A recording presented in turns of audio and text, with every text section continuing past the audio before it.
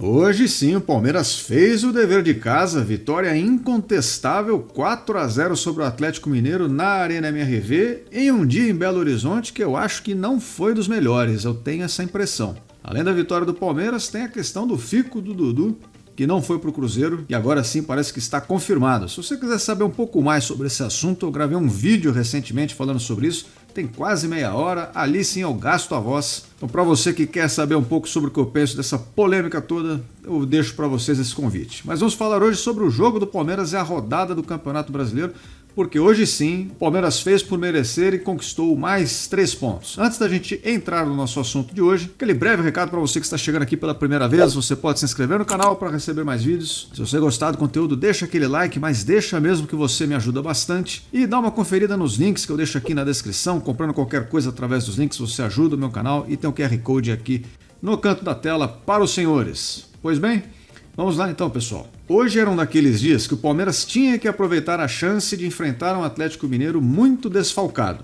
O Atlético Mineiro é um time forte, um time que jogando em casa principalmente não vai ceder muitos pontos para outras equipes, então já que o Palmeiras tinha essa chance de enfrentar o adversário num dia em que ele não tinha muitos jogadores ali do meio para trás, uma chance boa do Palmeiras, quem sabe, conquistar um resultado positivo. Antes do jogo, eu diria, se o Palmeiras vencer ali de 2-1, já tá legal. 4-0, confesso que eu não esperava, mas o jogo acabou se construindo para isso, porque foi um jogo um pouco atípico, em função da expulsão do Hulk, que a gente já vai falar sobre isso, vamos falar na ordem cronológica, mas com certeza teve impacto no resultado final. Independentemente do que possa ter acontecido com o adversário, a verdade é que o Palmeiras começou bem o jogo mais uma vez. Os primeiros 5, 10 minutos foram intensos, com o Palmeiras partindo para cima, demonstrando ímpeto de buscar o gol, o que mostra uma mudança de postura, assim como aconteceu na última partida contra o Vasco, né? Mas é uma mudança em relação aos jogos anteriores, em que a gente reclamava aqui que o Palmeiras às vezes parecia meio engessado, parecia que o time estava meio estafado, assim, sem qualquer motivação de realmente fazer o jogo acontecer. Então essa mudança de postura é positiva e é bom ver que ela tenha se repetido. Talvez mentalmente os jogadores estejam se recuperando e isso seria um bom sinal para o Palmeiras. Dentro desse bom início de jogo, o Palmeiras consegue abrir o placar lá aos 24 minutos com o Aníbal Moreno. Um belo lance, oportunista, a bola chega para ele, ele resolve rápido, vira batendo com a perna esquerda.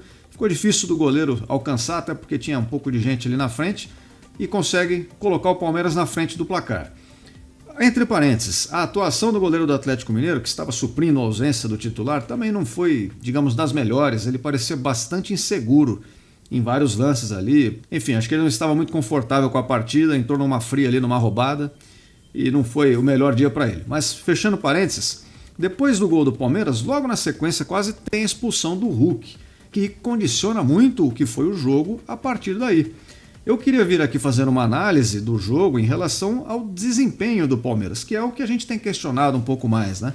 De uns tempos para cá, não são tantos resultados que preocupam, mas o desempenho da equipe dentro de campo. E obviamente que a partir do momento que o Palmeiras enfrenta um adversário com um jogador a menos, essa análise fica um pouco comprometida, porque você não sabe exatamente o parâmetro com o qual você está comparando. Agora, falando um pouco da expulsão do Hulk em si, que aliás, no meu entendimento, foi um pouco exagerada. Eu confesso que eu vi o Hulk reclamando num lance anterior, depois ele sofre uma falta, reclama de novo e toma o amarelo, insiste na reclamação e vem o vermelho.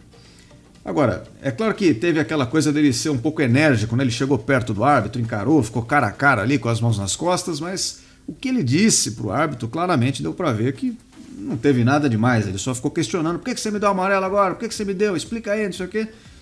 O árbitro não gostou, acho que dessa postura dele vir encarar de frente e tentar intimidar a arbitragem. Bom, é aquela coisa que eu falo sempre aqui, em várias polêmicas de arbitragem que eu já comentei no canal, eu quase sempre repito porque é uma verdade e a gente precisa entender. O árbitro tem o poder de fazer isso que ele fez? Tem. Não é nenhuma ilegalidade perante a regra do jogo o árbitro expulsar o jogador nessas condições. Não é.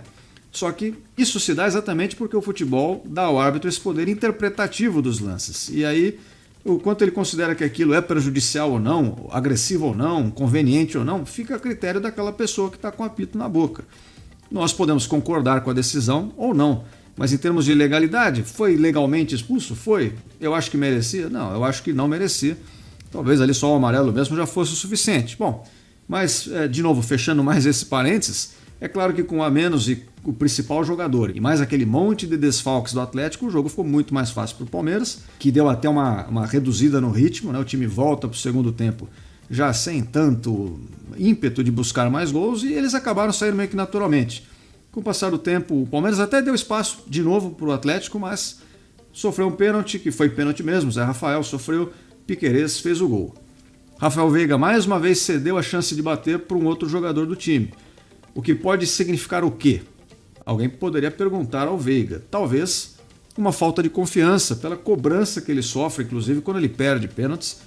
Ele é um bom cobrador de pênaltis no final das contas, então a gente espera muito dele. Talvez essa pressão tenha deixado ele um pouco exaurido e aí ele passou a vez. Imagino que ele vá voltar a bater em algum momento, até porque imagino que ele ainda seja o melhor cobrador do time, pelo menos aparentemente. Bom, deixou para o Piquerez que converteu.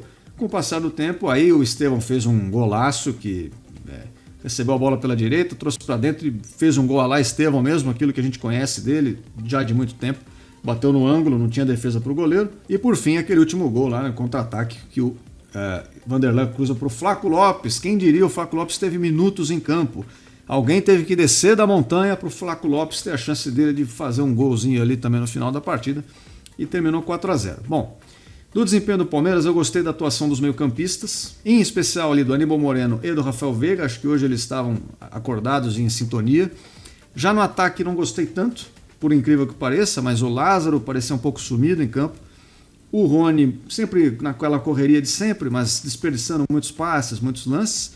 E na direita o Estevão, apesar do golaço, ele para mim ainda está naquela fase de amadurecimento, que eu já comentei aqui, em que ele ainda é um jogador muito inconstante entre uma partida e outra e dentro da própria partida. Então você vê, ele fez um golaço de craque, não fez? Beleza, parabéns. Mas para acertar esse gol, ele precisou errar vários outros lances ali, mais simples até, que às vezes acaba se enrolando com a bola, porque força alguns lances em momentos que talvez não seja a hora de forçar aquele lance, mas o cara é tão confiante que vai conseguir que... Enfim, acabou perdendo a bola várias vezes, errando alguns passes. Por isso eu acho que o ataque como um todo, do ponto de vista dessas performances individuais, ainda tem o que ser melhorado. E por fim, pessoal, mais uma vez o Palmeiras terminou o jogo com uma dupla de laterais. O jogo passado foram duas duplas de laterais, né? Dessa vez Mike e Marcos Rocha mais uma vez em campo. E eu pergunto, agora com esses reforços que chegam ao Palmeiras, vai chegar o Felipe Anderson, que pode jogar por ali, e vai chegar o Maurício, que também pode jogar por ali. Eu pergunto, com esses caras sendo integrados ao plantel do Palmeiras, nós continuaremos vendo o Mike tendo que jogar de ponta? Ou será que aí finalmente teremos um espaço para esses jogadores e aí o Mike volta a jogar de lateral e a gente tem um revezamento dele com o Rocha, ou seja como for? É uma pergunta que eu gostaria de saber, mas acho que só o tempo vai responder, né? Mas confesso que eu preferiria do que ver o Mike tendo que jogar nessa posição, que não é onde o Palmeiras ganha mais desse jogador, no meu entendimento. Bom, pessoal, então do jogo do Palmeiras era isso. Agora a gente vai dar aquela breve passada rápida pelos demais jogos da rodada, para a gente ver o que aconteceu e para vermos a classificação do Palmeiras no campeonato. Olha aí. Então vamos começar pelo jogo entre Bragantino e Juventude. 2-1 para o Bragantino jogando em casa. Corinthians enfrentou o São Paulo, teve golaço na partida e tudo mais, acabou empatado em 2-2. O Atlético Paranaense empatou também com o Flamengo, aquele golzinho no final, muita questão de arbitragem ali, tanto a favor quanto contra, um jogo complicado. Criciúma e Bahia também empataram 2-2. E Cuiabá e Fortaleza, esse jogo, o Cuiabá, que não vinha tão bem no campeonato, atropelou o Fortaleza completamente, 5-0. E vocês vão notar que nessas 5 partidas nós tivemos 5 expulsões. Ou seja, aqui foi 100% de aproveitamento, né? Todo jogo uma expulsão. Passando a página para o lado, a gente vai ver que aqui quase é a mesma coisa, né? Porque no jogo do Fluminense contra o Atlético Goianiense, o Fluminense perdeu, 2-1 para o Atlético, e teve expulsão também do Fluminense. Vitória venceu o Internacional por 2-1, Vasco da Gama empata com o Cruzeiro em 0-0, o Grêmio perde do Botafogo por 2-1, Grêmio que está num momento bem complicado aí de desempenho e resultados.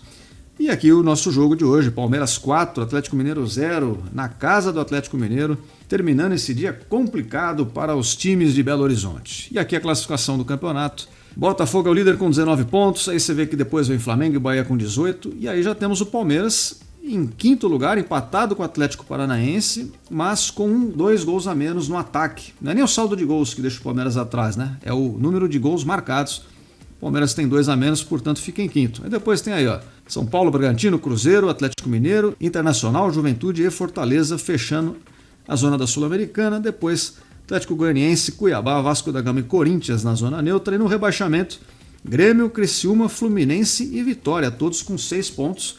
Todos ainda, claro, têm chance de sair dessa zona, mas já é um começo de campeonato complicado para essas equipes. Pois bem, pessoal, então este foi o nosso vídeo de hoje. Eu queria agradecer a todos vocês que acompanham até aqui. Não se esqueça de se inscrever no canal, deixe seu like se você gostar do conteúdo e eu também te convido a assistir os demais vídeos que eu tenho produzido por aqui, beleza? Espero todos vocês aqui em breve e até a próxima. Fui!